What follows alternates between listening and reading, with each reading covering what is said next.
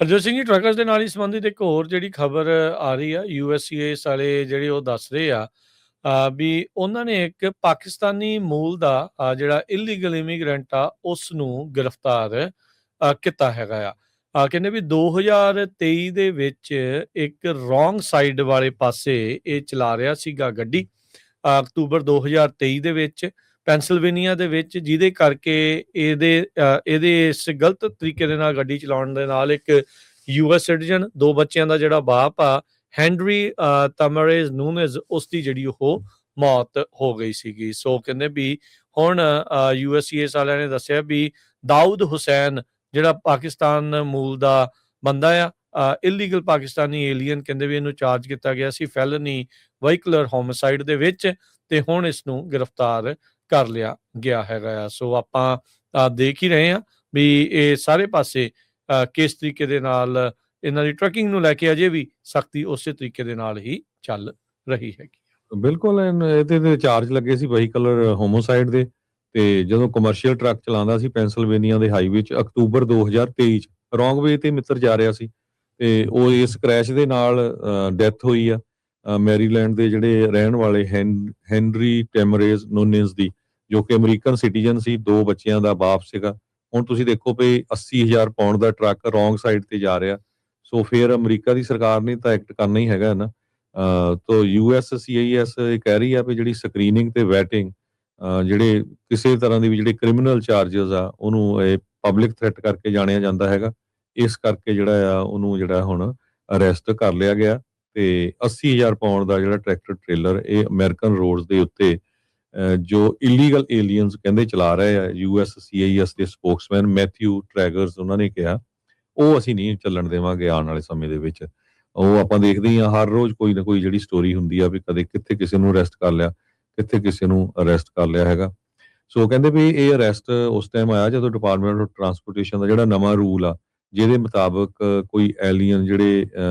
Asylum seekers ਜਾਂ ਡਾਕਾ ਵਾਲੇ ਜਾਂ ਜਿਹੜੇ ਕੋਈ ਟੈਂਪਰੇਰੀ ਪ੍ਰੋਟੈਕਟਡ ਸਟੇਟਸ ਦੇ ਅੰਡਰ ਹੈਗੇ ਆ, ਜਿਨ੍ਹਾਂ ਨੇ ਕਮਰਸ਼ੀਅਲ ਡਰਾਈਵਿੰਗ ਲਾਇਸੈਂਸ ਲਏ ਆ, ਉਹ ਚਲਾਉਂਦੇ ਆ ਤੇ ਉਹਨਾਂ ਨੂੰ ਜਿਹੜਾ ਅਰੈਸਟ ਕਰਦੇ ਆ ਤੇ ਉਹਨਾਂ ਦਾ ਲਾਇਸੈਂਸ ਵੀ ਜਿਹੜਾ ਜ਼ਬਤ ਕਰ ਲੈਂਦੇ ਹੈਗੇ ਆ, ਤਾਂ ਕਿ ਜਿਹੜੀਆਂ ਅਮਰੀਕਨਸ ਦੀਆਂ ਸੜਕਾਂ ਆ ਉਹ ਸੇਫ ਰਹਿਣ। ਜੀ,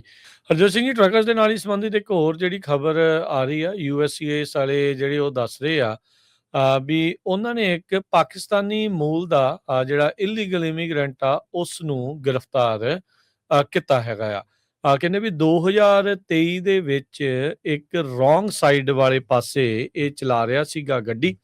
ਅਕਤੂਬਰ 2023 ਦੇ ਵਿੱਚ ਪੈਂਸਿਲਵੇਨੀਆ ਦੇ ਵਿੱਚ, ਜਿਹਦੇ ਕਰਕੇ ਇਹਦੇ ਇਸ ਗਲਤ ਤਰੀਕੇ ਦੇ ਨਾਲ ਗੱਡੀ ਚਲਾਉਣ ਦੇ ਨਾਲ ਇੱਕ ਯੂਐਸ ਸਿਟੀਜ਼ਨ, ਦੋ ਬੱਚਿਆਂ ਦਾ ਜਿਹੜਾ ਬਾਪ ਆ ਹੈਨਰੀ ਤਮਰੇਜ਼ ਨੂਨਜ਼, ਉਸ ਦੀ ਜਿਹੜੀ ਉਹ ਮੌਤ ਹੋ ਗਈ ਸੀਗੀ। ਸੋ ਕਹਿੰਦੇ ਵੀ ਹੁਣ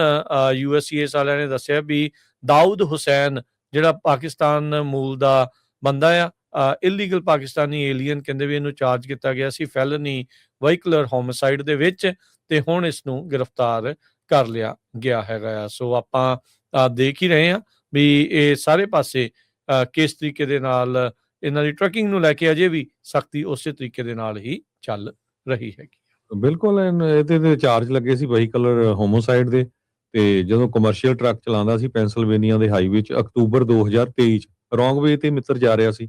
ਤੇ ਉਹ ਇਸ ਕ੍ਰੈਸ਼ ਦੇ ਨਾਲ ਡੈਥ ਹੋਈ ਆ ਮੈਰੀਲੈਂਡ ਦੇ ਜਿਹੜੇ ਰਹਿਣ ਵਾਲੇ ਹੈਨਰੀ ਟੈਮਰੇਜ਼ ਨੂਨਜ਼ ਦੀ, ਜੋ ਕਿ ਅਮਰੀਕਨ ਸਿਟੀਜ਼ਨ ਸੀ, ਦੋ ਬੱਚਿਆਂ ਦਾ ਬਾਪ ਸੀਗਾ। ਹੁਣ ਤੁਸੀਂ ਦੇਖੋ ਵੀ 80,000 ਪਾਉਂਡ ਦਾ ਟਰੱਕ ਰੋਂਗ ਸਾਈਡ ਤੇ ਜਾ ਰਿਹਾ, ਸੋ ਫਿਰ ਅਮਰੀਕਾ ਦੀ ਸਰਕਾਰ ਨੇ ਤਾਂ ਐਕਟ ਕਰਨਾ ਹੀ ਹੈਗਾ ਨਾ।